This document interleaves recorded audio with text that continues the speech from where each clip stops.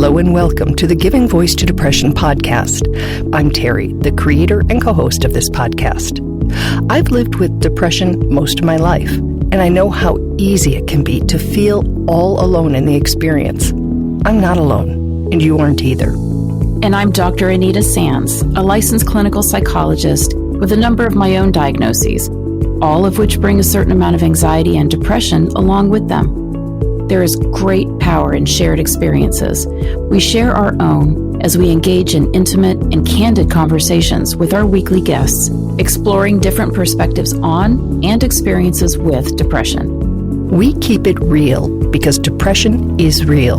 We keep it hopeful because there truly is hope, in spite of what depression tells you.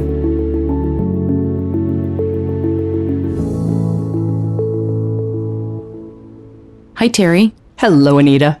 So we are excited to announce a new partnership, which will allow us to continue producing our podcast and creating our daily mental health social media posts. Rehab Path, through its website, recovery.com, provides resources and information for individuals seeking treatment for mental health or addiction issues. It offers a fact-checked and vetted online platform of treatment centers to help individuals find the right path to recovery. This episode is the last of a 4-episode series looking first at specific ways, both big and smaller, that those of us with mental health struggles can reach out for support when we need it, even when it's hard to do. That's what episodes 299 and 300 were about. The second half of that equation, which is this and last week's focus, is specific, meaningful ways that we can offer support to someone who is struggling, even if they've not asked for it, which again is a very real obstacle for many people. We cannot let the fact that we don't know exactly what to do or what to say or how to approach the person stop us from doing something. And this episode will give you some more specific ways that have provided comfort and help to our return guest, Sam Dylan Finch. He has compiled a list of 11 things his loved ones have done for him that made a difference. We dove into the first 5 suggestions last week in an episode we'll link to with this. Here now is Sam giving his voice to depression.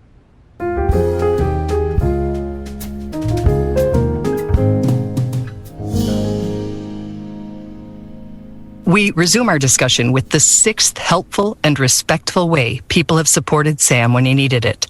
They did not lecture him about what treatment was best. I have yet to meet someone with mental illness who hasn't had some kind of complaint around this. Mm-hmm. I think everyone likes to think they know what's best for someone. And it's usually yoga? It's almost always yoga. Yeah, I think so too. It's almost always yoga or like meditation or things that are like certainly helpful, but they're not the be all end all and they're not right for everyone. Right. So I think folks have an over-reliance of telling people to essentially, pull themselves up by their bootstraps. And then they have a tendency to criticize things that we actually know from clinical research is very helpful for some folks. So things like medication and therapy. Mm-hmm. And it's weird that we put such an overemphasis on stuff that requires you to be mentally healthy in order to be able to really do it. Yeah. And then we criticize the stuff that exists for folks who just don't have a healthy enough baseline to be able to really participate in life. Because in all honesty, no matter how well you know someone, you don't know what their capacity is for participating in some of the things that you're recommending. Unsolicited advice can just be really frustrating, even if it's great advice. Folks may just not be in a position where they want to hear that at that point. And more often than not, it's not our first episode or whatever word we want to use. And, asking us what has worked in the past can be a lot more useful than telling us what you think will work in the present. Absolutely. The redundancy of the advice that we get is frustrating because it's not our first rodeo. Like, we've been through this more than likely multiple times before. And given the fact that the age of onset for mental illness is often really young, most of us have had lots of experience dealing with these things. The 7th way Sam's support system really comes through for him, and we can do to come through for someone we care about, is help them navigate the mental health system. You would be hard-pressed to find a person with some kind of mental health challenge that's not frustrated with the mental health system, even under the best of circumstances. because it's complicated and messy and really difficult to navigate. I think that there are folks who don't have experience with this who think that once you realize you have a mental health problem, you just go and get a therapist or you go and get a psychiatrist, and bada bing, like 2 weeks later you emerge and you're totally fine. And it's just not at all like that. There are delays. There are tons of phone calls you often have to make. You have to deal with insurance, which is notoriously awful to deal with, assuming you even have insurance. And if you don't, you have to find services that will still help you. It's a mess. And I think that if you're already in a difficult place, the idea of having to dig through that mess is just awful. Help can look like sharing the name of a good therapist or doctor you or someone you know is working with, going on the internet to research which providers take your friend's insurance, picking up their prescription, making the calls to see if a psychiatrist or medical doctor is taking new patients, or scheduling an appointment and driving them to it. If an emergency room visit is necessary, go with the person and be their advocate. And it was essential for me too, as someone who often appears to be quote unquote high functioning, to have people in the emergency room with me, because oftentimes the nurses and doctors that I interacted with, even the social workers, seemed to think I was a lot better than I actually was. So I was not always my best advocate in those situations. So having loved ones there who were able to say, no, I have been staying in his apartment the last 2 days and I am afraid to leave him alone. That can be the difference between getting the care that you need and being sent home. Because so often if they suspect that you're not quote unquote sick enough, they're very reluctant to admit you. And with mental health especially, you never know who you're going to be interacting with and what kind of attitudes they have towards folks with mental illness. Mm-hmm. And that just adds a whole other layer of fear to it. Number 8 on the list is that Sam's support team worked hard to keep his trust, even when they didn't approve of his choices. Yeah, so this one is tricky, I recognize, because it's getting into kind of murky territory that I think makes people uncomfortable, but I still think it's important to talk about. The example that I include is substance abuse. Depressive disorders often cause acutely uncomfortable feelings, such as overwhelming sadness, hopelessness, and isolation. And it's very common for people to self-medicate. The predicament that it introduces if you criticize someone for making those choices or you judge them too harshly, they're more likely to isolate themselves. It's not likely to get them to change their behavior that's dangerous. It's just more likely to get them to reject support. And that becomes dangerous in the sense that if someone's abusing substances but they no longer feel that they can reach out to anyone when they're in that frame of mind, it could lead to a really tragic situation where there could be an overdose involved, or there could be some kind of dangerous circumstance where they're somewhere by themselves and they can't get home. It just introduces a lot of scenarios that are really dangerous. Sam offers some responses that leave the door open. They are context dependent, he says, and include, do you have a plan for what you'll do differently next time you're feeling this way? Can I help you come up with one? More often than not, risk-taking is accompanied by impulsivity. And oftentimes we have a tendency to romanticize the choice because we think about what it immediately gives us instead of the long-term consequences. So for me and drinking, it was like, well, when I started drinking, I felt better. Mm-hmm. But then I didn't really stop drinking, and then there were consequences. But in my mind, I could only really think about the initial feeling I had of feeling better, and that was all that I wanted in that moment. But when you're able to engage in those conversations and look at the bigger picture and start to unpack the patterns and what other options exist for you in those moments, it's progress, right? Mm-hmm. It's not always going to fix things immediately, and oftentimes when you talk about things like substance abuse, it's a long-term process. But you start to realize that there are other paths you can take in the long term to start to deal with these behaviors, and that you're not, without options in any of the situations that you've been assuming that you were. Another constructive comment is, I am not here to judge you. I just want to figure out how to keep you safe. Just emphasizing that there's no judgment is so important, because we're already judging ourselves. guaranteed. We are already judging ourselves, especially if there were consequences involved, especially if we hurt someone in the process. A third question to maintain both trust and safety is, if there's a next time, can you give me a list of 3 people you'll contact before you act? And it doesn't mean that I would call that person and say, I really want to get drunk. It's just having that connection. Sometimes keeping yourself safe isn't always about opening up about what you're feeling. It's just about delaying behaviors that could be really toxic. So if it buys you some amount of time, that's still really valuable. It gives you more time to think through what those options might be, or to just let those feelings pass over you, which is so often what we have to do when we have those impulses, because they're very hardwired more often than not, especially when you talk about something like substance abuse. Number 9 on Sam's list of 11 important ways he's been successfully supported through a mental health crisis is that his loved ones kept checking in with him, even when he seemed better.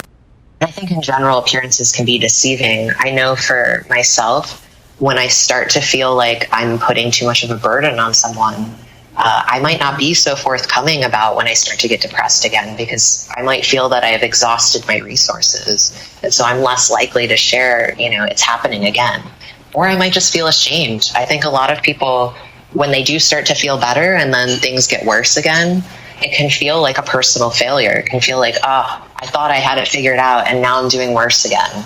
And I might be reluctant to admit and throw medications into the mix, and it becomes even more complicated because we know that medications can change things really quickly and in unexpected ways. So there's really no reliable way to know for sure that someone has improved in the ways that you might assume without checking in with them and really asking them how they're doing, regardless of how they appear to be doing.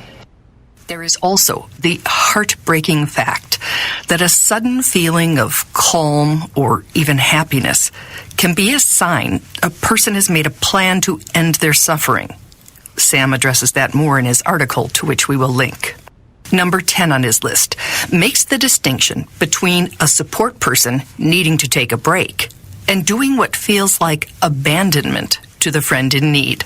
And I do think there's a way in most situations to step back from offering support to someone that will not have nearly the devastating impact that simply disappearing can have on someone. Some suggestions for how to accomplish that include saying, my life is getting a little bit hectic right now. I'm not sure how reliable I'll be in the next couple of weeks. What other forms of support do you have in place? Again, whenever possible, if you're going to step back, it's important to make sure there's support in place, that you're not the only person that was that person's support. Because even though it's not your fault that you've been positioned as this solo savior, that means it's kind of a dangerous situation. Sam lists several other ways to approach the discussion. But again, the goal is to take the break you need as a caregiver to recharge and take care of your own stuff, while making clear to the person who's struggling that you still care and are not disappearing. But it can be as simple as saying, this isn't a reflection at all about how much I care about you, but I'm running low on energy. I want to make sure you're okay, though. Who else is supporting you? It really does make a difference so that that person knows that that support is still there. It's just not immediately available in the way that it was before. And that really is a significant difference, because it's the difference between losing a point of contact for an amount of time versus feeling like you've lost someone in your life. Number 11, another important way to offer support to someone in a mental health crisis is not to wait for them to ask for help. I really wish that more people felt empowered to just check in with people just because. You don't have to wait for some kind of red flag to be lifted. You don't have to wait for someone to cry out for help in a way that's obvious, because so often people don't. Vulnerability is hard in and of itself, and then magnify that with some kind of stigmatized mental health condition, and you will find more often than not that people are very reluctant to ask for help. But since you are listening to this, you obviously care and want to help. You're trying to learn like we are, and we can all be part of changing the dynamic and breaking the stigma. Start anywhere. If someone seems withdrawn, sad, different than usual, check in. If Sam's suggestions don't resonate with you, say what you wish someone would say to you if the roles were reversed. Even just, hey, if you need to talk to someone, I'm here. I think that folks have a lot of hesitation around having these conversations, and it's understandable hesitation because these aren't conversations that we naturally are taught to have or encouraged to have. But I think what gives me a lot of hope is that we get to decide and create what's normal. So if more of us are willing to reach out in this way, and more of us are normalizing engaging in this way, we are actively creating a world where that becomes more acceptable and that becomes more normal to do. So I try to remind people as often as possible that even if checking in this way doesn't come naturally to you, and even if it feels kind of weird, you are kind of becoming the role model, the possibility model for how we can cultivate these relationships with people and how we can support each other. And the more of us that become willing to do that, the safer people will be and the more supported people will be, which I think is ultimately what everybody would want.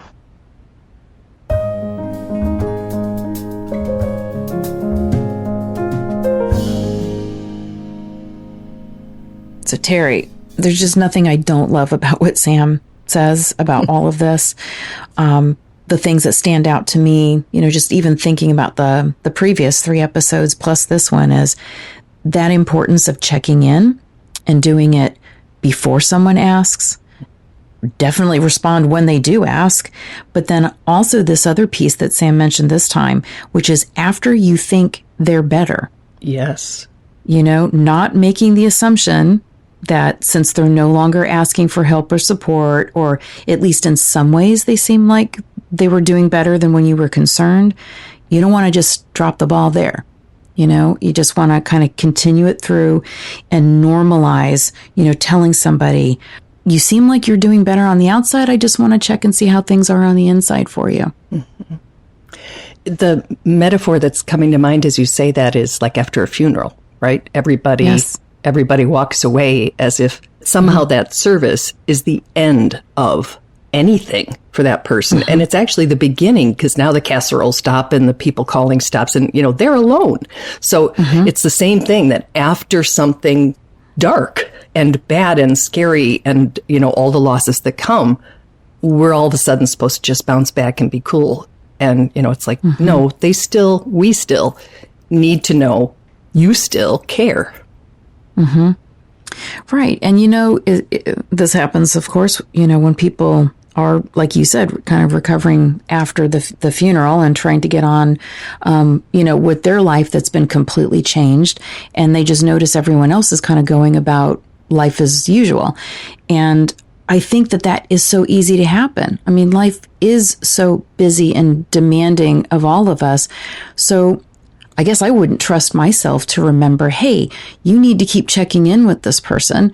I could easily have that intention and forget to follow up because life. So it's one of those things that, put it on your calendar, put a little notation, something that just doesn't allow your life to kind of keep going on as normal when somebody that you really care about, maybe you don't even interact with them daily, but you'll want to remember them. You'll want to be able to make good on your promise that you're going to keep checking in and figure it out together, and that you're in it for the long haul. It's like the intention can absolutely be there. The feeling can be there. And the follow through part, though, is literally like a scheduling detail thing. Don't forget to check in with so-and-so. You can set your own alarms to do that or put that in your schedule. And that doesn't make it like this like a thing that you check off your to-do list. It doesn't in any way minimize the importance. In fact, I think the fact that you add it to what you want to do that day or that week or that month, I think it actually says this is really important. This is really important to me. I don't want to forget this.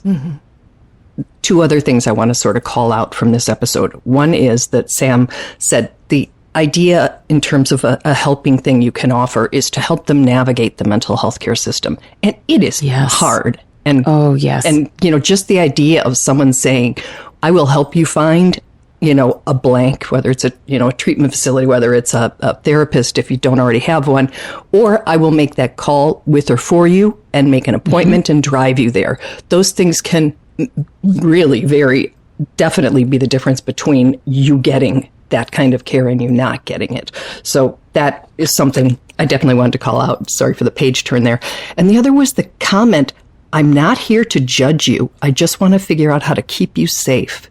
And I just can't even imagine how rarely that phrase is heard. This whole series just sort of calls attention to the fact that as well as we are taught to do many, many things, throughout life, knowing how to be there for someone who's struggling and needs support is not one of those skill sets that we're really taught. You're lucky if you've seen it modeled, in your family or your friend group, but chances are this is not a skill set that you're just walking around with. There's very few people who have it. So that's the first thing, is that we don't want to shame anybody for not knowing how to help and be supportive. I don't think we've got great models or instructions out there that we see repeatedly. That's one of the important reasons for the podcast. But I think just recognizing this is something that if you can add this to what you're good at, it will improve your life and the lives of everyone you come into contact with, because everybody at some point in time is going to struggle with something. Absolutely. It's just the human condition.